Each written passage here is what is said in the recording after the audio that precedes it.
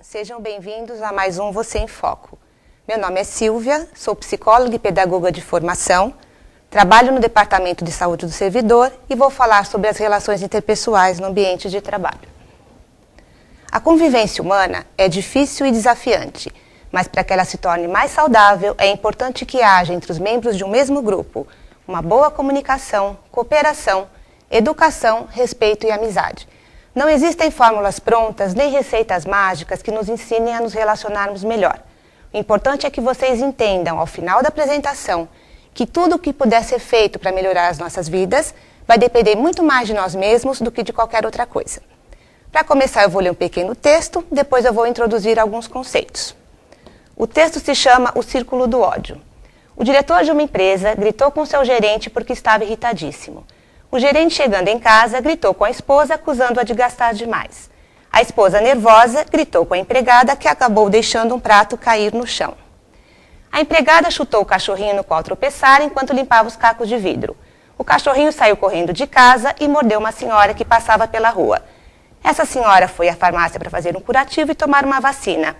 Ela gritou com o farmacêutico porque a vacina doeu ao ser aplicada. O farmacêutico, ao chegar em casa, gritou com a esposa porque o jantar não estava do seu agrado. Sua esposa afagou seus cabelos e o beijou dizendo: "Querido, você trabalha muito. Está cansado e precisa de uma boa noite de sono. Amanhã você vai se sentir melhor." Retirou-se e deixou-o sozinho com seus pensamentos. Neste momento, rompeu-se o círculo do ódio. Entramos na tolerância, na doçura, no perdão e no amor. Se você está no círculo do ódio, lembre-se de que ele pode ser quebrado. Além desse texto mostrar que o mau humor contamina, o que mais ele nos mostra? Ele nos mostra que algumas vezes nós cometemos o grave erro de descontar a nossa raiva em quem não tem culpa. Sentir raiva é natural, é humano e é legítimo, mesmo quando direcionamos esse sentimento a alguém querido. Uma atitude saudável e transparente seria a de direcionarmos a nossa raiva em quem a provocou, para depois tentarmos consertar aquele relacionamento que ficou abalado. Se por alguma razão ou motivo nós não pudermos ou não conseguirmos direcionar a nossa raiva em quem a provocou, pelo menos não vamos despejar as nossas amarguras no primeiro infeliz que aparece. Onde houver dois indivíduos em convivência, haverá um relacionamento. Eu digo em convivência porque as duas partes têm que estar envolvidas. As relações humanas começam quando estamos no útero de nossas mães. E a partir do nascimento, nós começamos a interagir com o mundo externo e a fazer parte de grupos sociais tais como família, escola, grupos de trabalho e etc. Como toda organização social, a Prefeitura do município de São Paulo também é uma instituição que apresenta problemas e dificuldades decorrentes das relações de trabalho. Nós passamos tanto tempo de nossas vidas em nosso ambiente de trabalho que não nos damos conta de como é importante que ele seja saudável e o quanto isso depende de cada um. Na Prefeitura, nós sofremos uma descontinuidade no trabalho, porque de 4 em 4 anos nós passamos por uma mudança de governo. Essa descontinuidade agrava ainda mais as relações interpessoais, porque descontinuidade implica em mudança, e toda mudança gera medo do novo, angústia e ansiedade. E essa ansiedade vai fazer com que sejamos cada vez mais resistentes a uma nova situação. Vocês já pararam para pensar em como nós recebemos os novos funcionários que chegam em nossos locais de trabalho, ou em como nós recebemos uma nova chefia? Vocês já pararam para pensar em como nós recebemos um funcionário readaptado que acabou de retornar ao seu local de trabalho após uma licença médica? Vocês já tentaram se colocar no lugar dessas pessoas? Isso é o que a gente chama de empatia, que é colocar-se no lugar do outro para tentar perceber o que ele está sentindo. Porque do mesmo jeito em que a gente sofre com as mudanças, o outro também sofre. O ideal seria que as duas partes fizessem essa troca de papéis, porque onde houver empatia, haverá melhoria nas relações interpessoais. A empatia é uma atitude de interesse e acolhida. É ela que possibilita o verdadeiro relacionamento. Quando o funcionário readaptado retorna ao seu local de trabalho e essa readaptação foi decorrente de um problema mental, uma ansiedade, uma angústia, um estresse, esse funcionário sofre mais preconceito ainda. Muitas vezes ele retorna ao seu local de trabalho sem uma função e acaba ficando isolado. E esse ambiente hostil pode fazer com que a sua saúde mental se agrave ainda mais. Gente, ninguém escolhe ficar doente, ninguém escolhe ter um problema mental. Então vamos refletir sobre tudo isso, porque qualquer um de nós pode vir a adoecer amanhã. Então vamos ter empatia e lidar melhor com os preconceitos e não reproduzir no ambiente de trabalho descasos de uma administração ou de pessoas insensíveis. Então, eu disse que é importante ter empatia e lidar melhor com os preconceitos. Mas o que é o preconceito? O preconceito é uma opinião ou um conceito formado por antecipação e precipitação, sem levar em consideração argumentos e reflexão. O preconceito está associado à ignorância, à ausência de conhecimento. Então, eu desconheço o fato, eu desconheço a pessoa, eu desconheço a situação, mas mesmo assim eu tenho minha opinião formada. Muitos dos conceitos que assumimos como nossos, na realidade foram passados através de estereótipos, transmitidos de geração em geração, muitas vezes sem justificativas plausíveis. E aí é que se encaixam muito bem as piadas de loira, o preconceito racial, frases do tipo homem não chora. Então é nesse sentido que cabe a cada um de nós duvidar, desconfiar, contestar e questionar as fórmulas prontas e os rótulos, buscando as próprias respostas e tentando reconhecer as verdades e mentiras que povoam o nosso cotidiano. É muito importante estarmos preparados para enfrentar aquilo que é novo, aquilo que a gente ainda desconhece, desprovidos de ideias pré-concebidas, despidas de preconceito. É muito comum a gente achar que o preconceito só existe no outro, mas cabe a cada um de nós olharmos para dentro de nós mesmos e tentarmos reconhecer o quanto de preconceito carregamos junto aos nossos valores. Além da empatia e do preconceito, é importante falarmos também sobre a tolerância. A tolerância inclui, em primeiro lugar, o respeito a outra pessoa, mas isso não significa que tenhamos que concordar com tudo o que está sendo dito, abrindo mão de nossa própria opinião ou nos submetendo àquilo que nos violenta ou àquilo que nos faz mal. A tolerância nos permite considerar que existem outras maneiras de enxergar a vida, outros jeitos de ser, outros tipos de ideal. Ser tolerante é perceber, reconhecer e aceitar as diferenças sem abrir mão de valores e princípios pessoais. O problema é que muitas vezes nós não temos tempo para pensar e refletir. Nós somos cobrados a reagir e a tomar partido com muita rapidez. E isso é o que a gente chama de imediatismo. E esse imediatismo pode comprometer a nossa capacidade de ser tolerante, fazendo com que os nossos julgamentos sejam baseados em preconceito. Outro fator que prejudica muito as relações interpessoais é a falta de reconhecimento. A falta de reconhecimento é a maior causadora de insatisfação no trabalho. A falta de reconhecimento pode estar associada ao surgimento de doenças graves como a depressão. Os funcionários não reivindicam a atenção por medo de perderem os seus empregos ou por medo de parecerem chatos diante do seu chefe. A falta de reconhecimento também está associada à queda de produtividade, que leva ao presenteísmo, ou seja, o funcionário vai trabalhar todos os dias para preservar o seu emprego, mas a qualidade do seu trabalho cai. Atitudes honestas e simples, como um elogio, como um cafezinho da manhã para comemorar o alcance de uma meta, são coisas simples que fazem uma grande diferença. Pode parecer bobagem, mas motiva sim os funcionários. Então, até agora, eu falei sobre tolerância, falei sobre empatia, falei sobre preconceito. Mas por que será que é tão difícil fazermos uso desses conceitos? Por que será que existem pessoas mais tolerantes, mais empáticas ou menos preconceituosas? Todos nós sabemos que não existem dois seres humanos iguais no mundo. Os seres humanos são únicos em sua constituição biopsicossocial, ou seja, cada um possui características individuais, herdadas e adquiridas, características sociais, que é o nível socioeconômico e o nível de escolaridade, e características culturais, que são os gostos, os costumes, os valores, as crenças. Por isso é muito comum a gente ouvir as pessoas dizendo: olha, são irmãos, foram gerados e criados pelos mesmos pais e são tão diferentes. Claro que são diferentes. São diferentes porque são únicos. Cada um com suas características individuais, cada um com suas características de personalidade. Por sermos tão diferentes uns dos outros, também reagimos de maneiras diferentes frente a uma mesma situação. Exemplo. Alguns anos atrás, houve um incêndio numa unidade da prefeitura. Das 200 pessoas que passaram pelo acidente, 23 ficaram traumatizadas e uma entrou em licença médica por depressão. Então, além de reagirmos de maneiras diferentes frente a uma mesma situação, muitas vezes nós desconhecemos nossas próprias reações.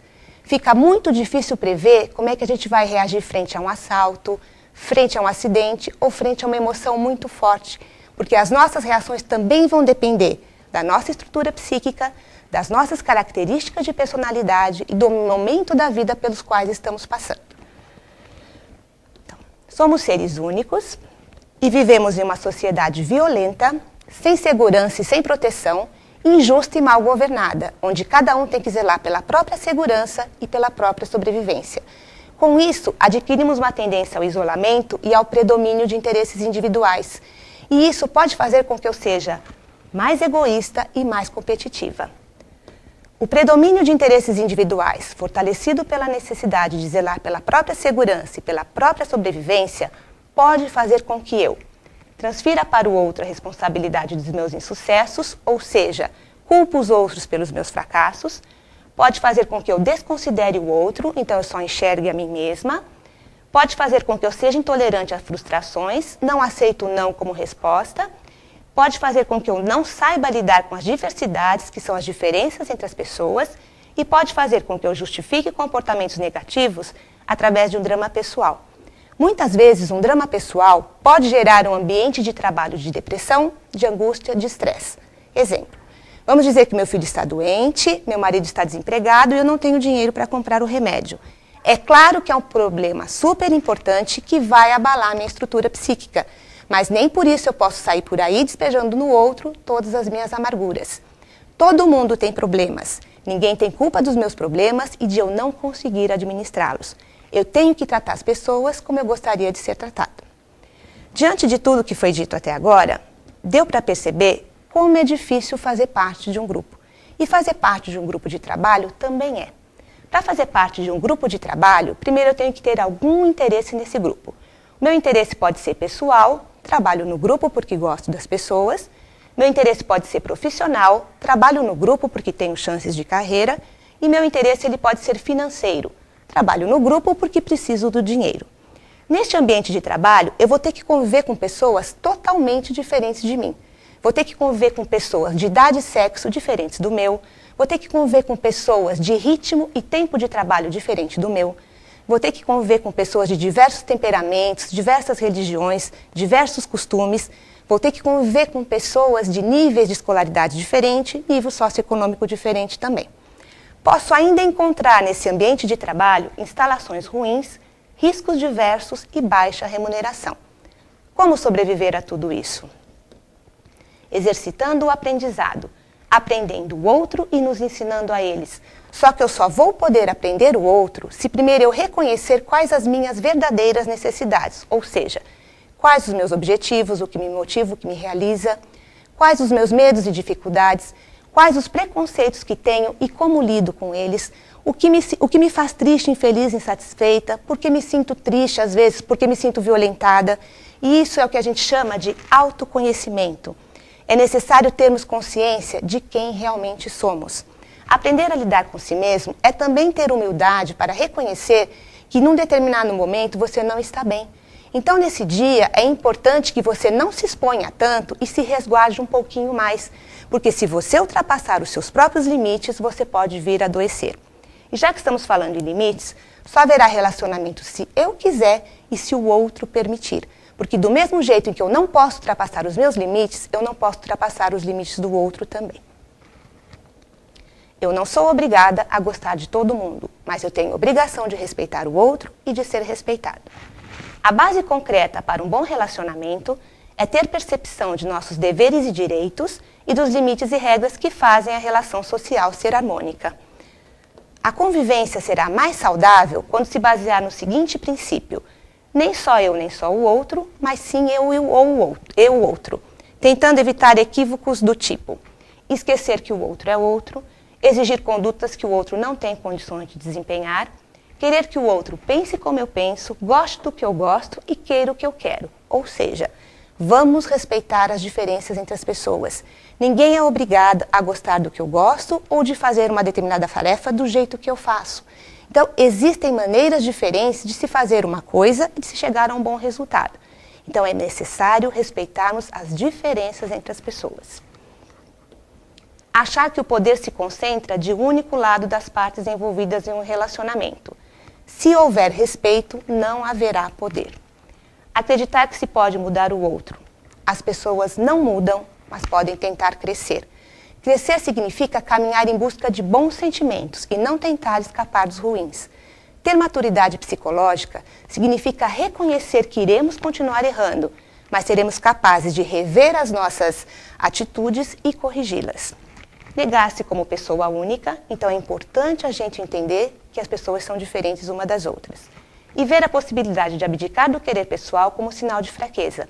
Muitas vezes, o ceder é sinal de amadurecimento.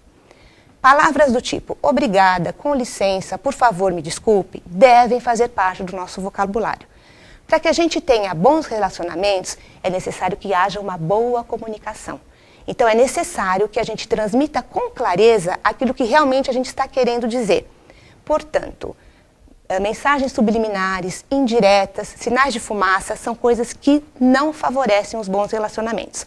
Vamos dizer com clareza aquilo que realmente a gente está querendo dizer.